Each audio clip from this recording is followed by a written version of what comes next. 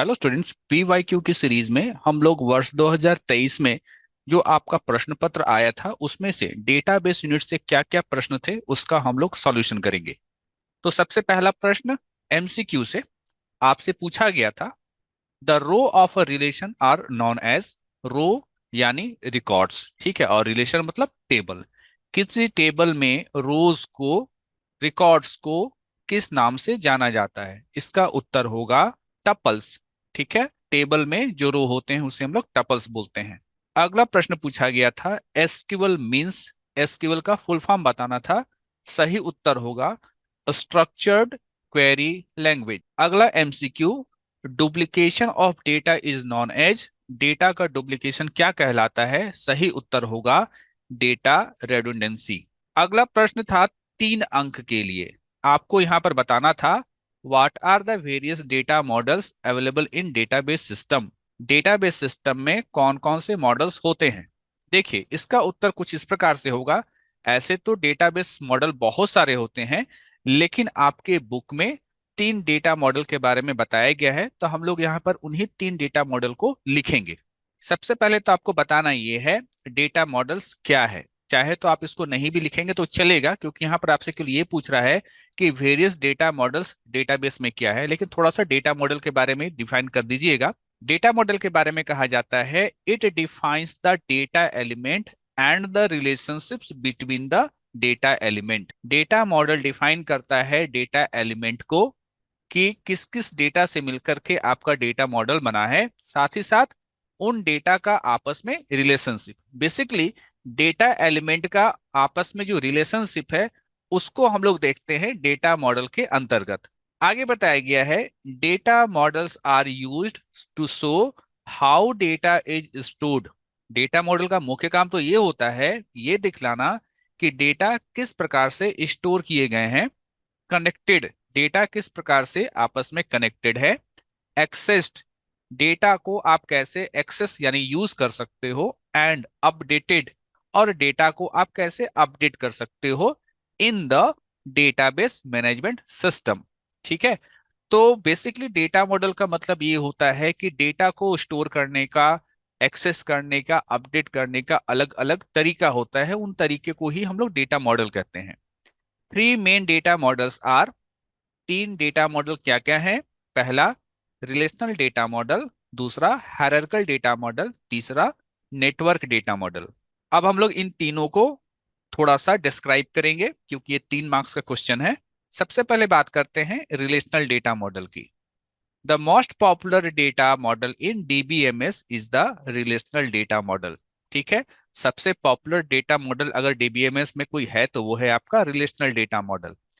It defines the data element and the relationship between the data element। ये वही बात यहाँ पर कह रहा है कि ये डिफाइन करता है कि डेटा एलिमेंट क्या है और डेटा एलिमेंट का आपस में रिलेशनशिप क्या है। In this data model data is stored in tables called relation. इस डेटा मॉडल में डेटा टेबल में स्टोर किया जाता है, ठीक है, और इन टेबल्स को हम लोग रिलेशंस कहते हैं। ये यहाँ पर आप एक डायग्राम देख रहे हो, बेसिकली एक टेबल है और यहाँ पर समझाने का प्रयास किया गया है कि रिलेशनल डेटा मॉडल में डेटा किस प्रकार से स्टोर होता है।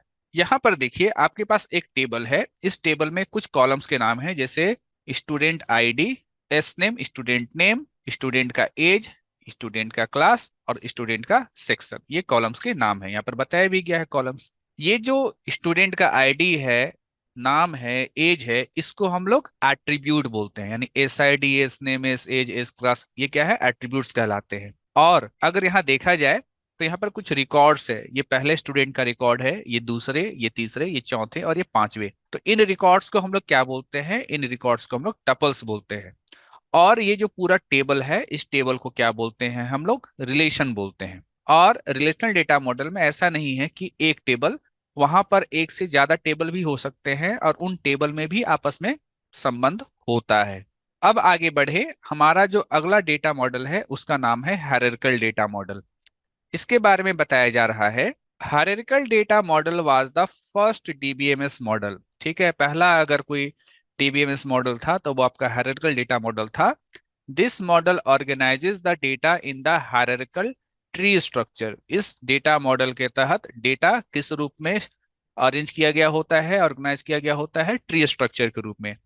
The hierarchy start from the root, root मतलब जड़ होता है, जैसे पेड़ में जड़ होता है ना, वैसे ही root, which has root data and then it expands in the form of a tree adding child node to the parent node. जिस तरीके से एक पेड़ है, उसका जड़ है, जड़ से ऊपर उसका तना होता है, तना से होकर उसका शाखा निकला होता है, उसी तरह का स्ट्रक्चर जो है हमारा इस डेटा मॉडल में होता है।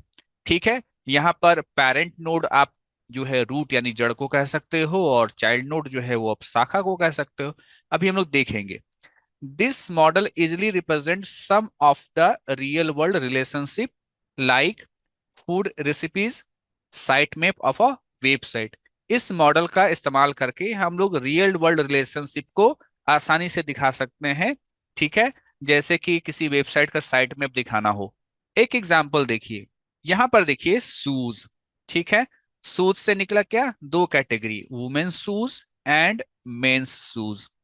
अब वुमेन्स शूज में भी है हाई हील शूज और यहाँ पर बेलीज, और मेंस में भी है कि मेंस में क्या क्या हो सकता है, एक स्पोर्ट्स शूज एक कैटेगरी हो सकता है और एक स्नीकर्स हो सकता है। ठीक है, तो अगर किसी डेटाबेस में डेटा को इस हायरार्किकल ट्री रूप में अगर आप ऑर्गेनाइज करके रखते हैं, तो ये कहलाता है आपका हायरार्किकल डेटा मॉडल। ठीक है, लेकिन ऐसा नहीं है कि हायरार्किकल डेटा मॉडल अब उतना ज्यादा प्रचलन में है। अब जो है आपका रिलेशनल डेटा मॉडल ज्यादा प्रचलन में है। डेटा मॉडल का third category network data model.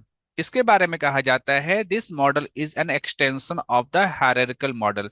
Hierarchical model का ही एक प्रकार है कह सकते हैं। It was the most popular model before the relational model. Relational model आने से पहले ये ज्यादा पॉपुलर आपका नेटवर्क मॉडल रहा था। This model is the same as the hierarchical model. ये हायरार्किकल मॉडल की तरह ही है। अंतर क्या है, the only difference is that a record can have more than one parent. यहाँ पर यह हो सकता है कि किसी रिकॉर्ड का एक से ज्यादा पेरेंट हो सकता है। ठीक है, it replaces the hierarchical tree with a graph. यहाँ पर यह कहा जा रहा है कि जो हायरार्किकल मॉडल था उसका स्ट्रक्चर ट्री जो है शेप का होता था, जबकि जो नेटवर्क डेटा मॉडल होता है उसका जो शेप होता है वो ग्राफ का शेप का होता है। यहाँ पर देखिए एक एग्जांपल, जैसे मान लीजिए कि ये आपका पेरेंट नोड है। ठीक है, कॉलेज, कॉलेज पेरेंट नोड है।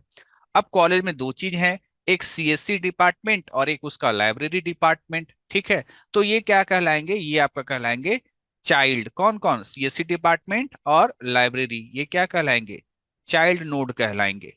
तो आपका कॉलेज था वो आपका पेरेंट नोड था, और उससे निकला हुआ सीएससी डिपार्टमेंट और लाइब्रेरी, ये दोनों चाइल्ड नोड कहलाएंगे। लेकिन फिर आप क्या देखते हैं कि एक स्टूडेंट है जो कि सीएससी डिपार्टमेंट का भी हो सकता है और वो लाइब्रेरी भी जाता हो। तो यहाँ पर क्या है, ये स्टूडेंट जो है यहाँ पर ये चाइल्ड नोड तो है, ये चाइल्ड नोड तो है, लेकिन इसके दो पेरेंट हो गए। ठीक है, अब इस स्टूडेंट के लिए सीएससी डिपार्टमेंट पेरेंट नोड की तरह काम करेगा, और लाइब्रेरी भी जो है वो भी हमारा पेरेंट नोड की तरह ही काम करेगा। तो ये इस प्रकार का जो आपका मॉडल होता है डेटा को ऑर्गेनाइज करने का, इसको हम लोग नेटवर्क डेटा मॉडल कहते हैं। तो वर्ष 2023 में आपका डीबीएमएस, ठीक है, डीबीएमएस में दो चीजें होती है, डीबीएमएस प्लस एसक्यूएल। ठीक है, इससे जो है 3 एमसीक्यू पूछा गया था, 3 मार्क्स का, और केवल एक, है ना, एक थ्योरी क्वेश्चंस पूछा गया था। कितने मार्क्स का, 3 मार्क्स का, यानी 6 मार्क्स का आपका क्वेश्चन था डीबीएमएस से। इस वीडियो में बस इतना ही। नेक्स्ट वीडियो में हम लोग 2023 से पहले के वर्ष में पूछे गए डीबीएमएस और एसक्यूएल से संबंधित प्रश्न का सॉल्यूशन करेंगे। तब तक के लिए थैंक यू।